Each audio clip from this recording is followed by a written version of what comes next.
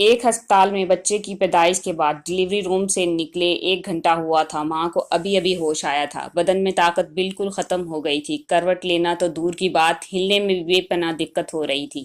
اس نے بڑی مشکل سے دائیں ہاتھ کو حرکت دی۔ کچھ ٹٹولا، ہاتھ میں کچھ محسوس نہیں ہوا۔ پھر بائیں ہاتھ کو حرکت دی، لیکن کچھ نہیں ہاتھ لگا۔ بے چین ہو گئی۔ خیال آیا کہ کہیں نیچے لڑک کر گر تو نہیں گیا۔ وہ خدایا ہمت کر کے بامشکل نیچے دیکھا۔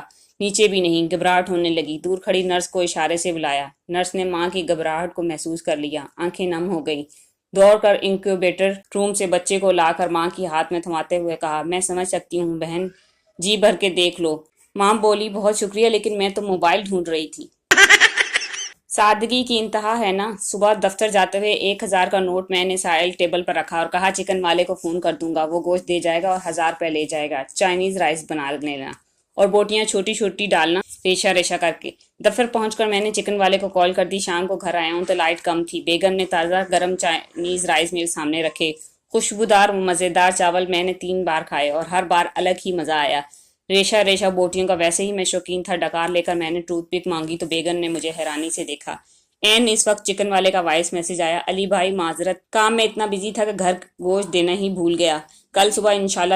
میں نے سائڈ ٹیبل پر دیکھا تو 1000 والا نوٹ اسی طرح پڑا تھا۔ بیگم ہنس ہنس کر دوہری ہو رہی تھی۔ کہنے لگی، شملہ مرچ، گاجر اور مسالے ہی تھے، گوشت تو ڈالا ہی نہیں تھا۔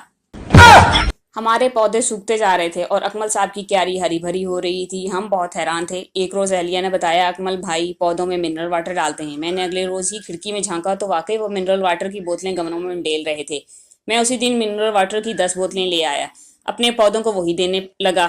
10-12 دن یہی تماشا رہا۔ پھر ایک روز واک سے واپسی پر بیگم نے بتایا، اکمل بھائی تو موتی اور گلاب کو کولڈ ڈرنک پلاتے ہیں۔ میں نے خود دیکھا گورمے کی شکر والی بوتلیں۔ میں فوراً گیا اور گورمے سے 2 کریٹ کالی، ہری، پیلی بوتلیں لے آیا، مگر رزلٹ وہی، ہمارے پودے خشک، البتہ ان کی بیل سبز ہوتی جا رہی تھی۔ اپنا بجٹ بھی خراب کر لیا۔ آخر ایک دن ان سے پوچھ ہی لیا۔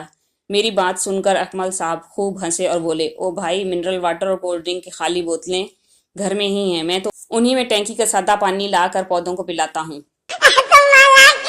سر فقہ کی کلاس۔ ایک عورت ہتھوڑا لے کر اپنے بیٹے کے اسکول میں پہنچی اور چپراسی سے پوچھنے لگی، سر فقہ کی کلاس کون سی ہے؟ ہتھوڑے کو دیکھ کر چپراسی نے ڈرتے ہوئے پوچھا، لیکن آپ کو ان سے کیا کام ہے؟ ہتھوڑے کو ہوا میں لہراتے ہوئے بولی، ارے وہ میرے بیٹے کی کلاس کا ٹیچر ہے، مجھے ان کی کلاس دکھاؤ۔ چپراسی دوڑ کر سر فقہ کے پاس گیا اور اطلاع دی کہ ایک عورت ہاتھ میں ہتھوڑا لیے آپ کو تلاش کر رہی ہے۔ فقہ کے چھکے چھوٹ گئے اور وہ دوڑ کر پرنسپل کے پاس گئے۔ پرنسپل فوراً اس عورت کے پاس آ کر نہایت عاجزانہ انداز میں بولے، آپ جلد بازی سے کام نہ لیں، اطمینان رکھیں، آپ کی شکایت فوری طور پر دور کی جائے گی۔ اس عورت نے کہا، مجھے کوئی شکایت نہیں ہے، بس آپ مجھے سر فقہ کی کلاس بتائیں، میں ان کی کلاس میں جانا چاہتی ہوں۔ پرنسپل نے کہا، لیکن آپ ان کی کلاس میں کیوں جانا چاہتی ہیں؟ اس عورت نے کہا، کیونکہ مجھے وہاں اس بینچ کی کیل ٹھوکنی ہے جس پر میرا بیٹا بیٹھتا ہے، کل وہ تیسری بار پینٹ پھاڑ کر آیا ہے۔ استاد، وہ کون تھا جو اپنی غلطی پر اڑا رہا اور معافی نہیں مانگی اور آج تک ذلیل ہو رہا ہے؟ شاگرد جناب نواز شریف۔